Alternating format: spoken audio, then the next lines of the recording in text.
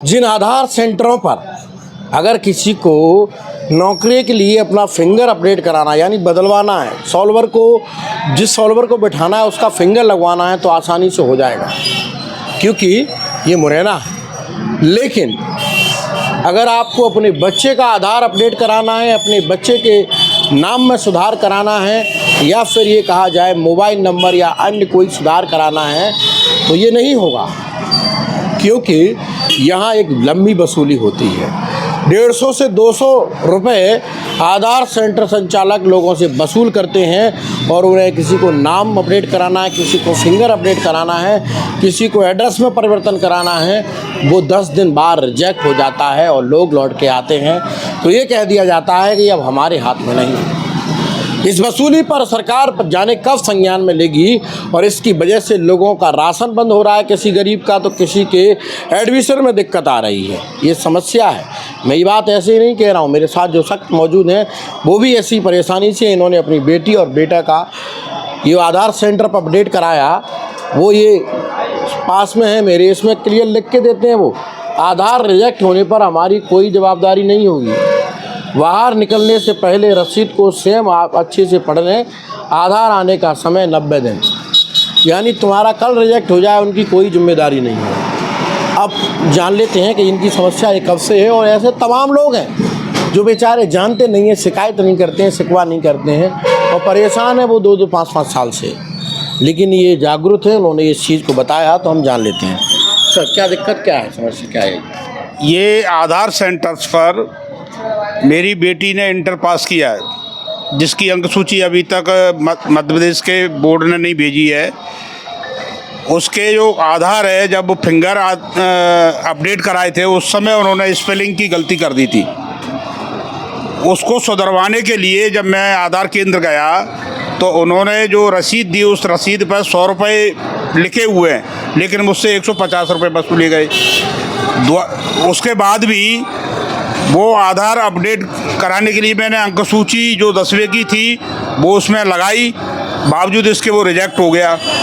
उसके बाद मैं फिर दोबारा गया तब भी उन्होंने मुझसे 100 रुपये वसूले। और उसके बाद जो अपडेट करने के लिए आवेदन लगाया उसमें जन्म प्रमाण पत्र को ऐड किया। उन्होंने कहा कि जन्म प्रमाण पत्र लगा दीजिए, अब 10वीं की अंक सूची नहीं लगेगी। तो उसके बाद भी वो फिर दूसरे दिन वो रिजेक्ट हो गया। इस तरह के हालात हैं। मेरी बेटी का ग्रेजुएशन में एडमिशन होना है, जिसकी डेट लगभग एक दौर निकल चुका है, दूसरा सेकंड फेज चल रहा है, और इसमें भी नहीं हुआ तो फिर मुझे प्राइवेट दिलाना पड़ेगी परीक्षा। मतलब मेरी बच्ची का 1 साल का भविष्य खराब हो जाएगा। लेकिन आधार अपडेट नहीं हो पा रहा है। ये हालत कैलारस के आधार सेंटरों की है, या ऊपर से जो भी सेंटर्स हैं इसके जहाँ से ये होके आता है उनकी है।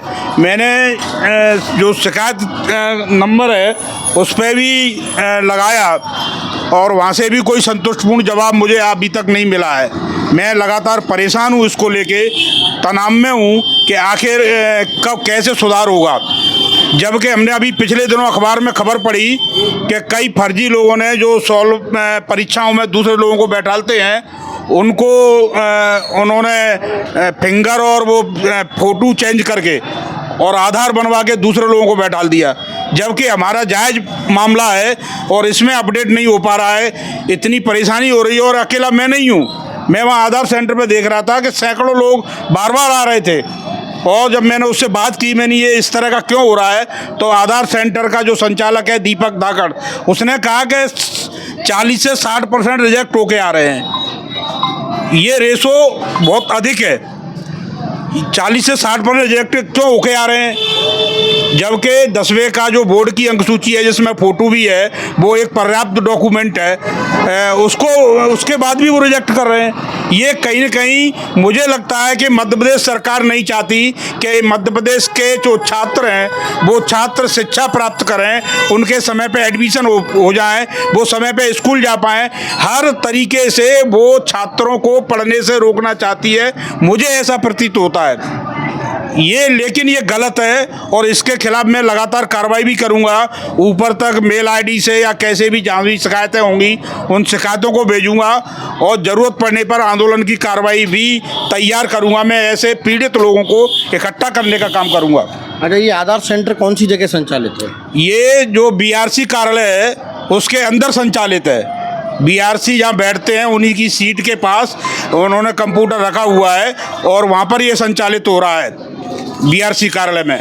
वो वहाँ पर ही मैंने 2 बार भी ये फीस इतनी वसूलते हैं, वो भी उनके सामने खुलेआम ली जा रही है। बिल्कुल खुलेआम ली जा रही है। मैंने उनसे कहा भी, मैं रसीद पे तो ये अंकित कम है कि नहीं कराना हो तो कराइए, इतने पैसे लगेंगे। अब चूँकि मजबूरी है, 1 साल का सवाल है कि बच्ची का अगर एडमिशन रुक गया तो फिर 1 साल बर्बाद हो जाएगा। इसलिए लोगों की मजबूरियाँ हैं कि लोग दे रहे हैं, हमें भी देना पड़े। ये हालत अब मध्य प्रदेश सरकार की हो गई है कि वो इस पर कतई गौर नहीं कर रहे, ना यहाँ का कोई जनप्रतिनिधि इस पर बोलने के लिए तैयार है। लोग दर दर की ठोकर खा रहे हैं। कई ऐसे लोग, चलो मैं शिक्षित हूँ तो मुझे ये लगा कि ये इसके खिलाफ कुछ करना चाहिए, लेकिन ऐसे सैकड़ों लोग हैं जो एजुकेटेड नहीं है, जो शिक्षित नहीं है, पढ़े लिखे नहीं है, उनको जानकारी भी नहीं है कहाँ क्या आवेदन देना है, आवेदन कैसे भरना है, और वो तमाम सारे लोग परेशान हो रहे हैं महीनों से। बीआरसी कार्यालय में संचालित उस आधार सेंटर अब वो वसूली कैसे कर रहा है, मैं आपको बता रहा हूँ। पहली बार इन्होंने अपडेट कराया।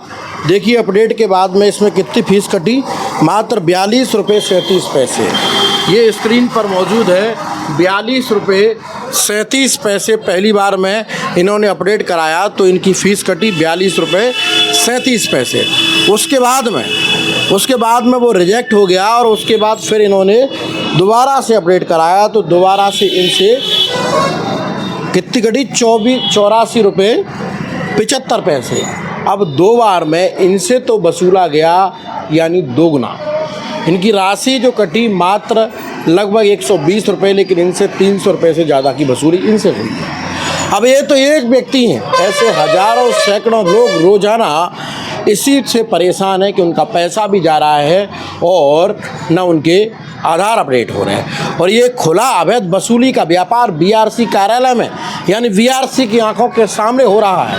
आखिर इन पर कार्रवाई क्यों न हो रही? डीपीसी महोदय से बात कर लेते हैं कि ये जो मशीन संचालित है वो आखिर कब से है और इस पर ही ध्यान दिया गया है कि ये जो वसूली की जा रही है क्या उनकी देख रेख में की जा रही है या उनको संज्ञान में है कि नहीं।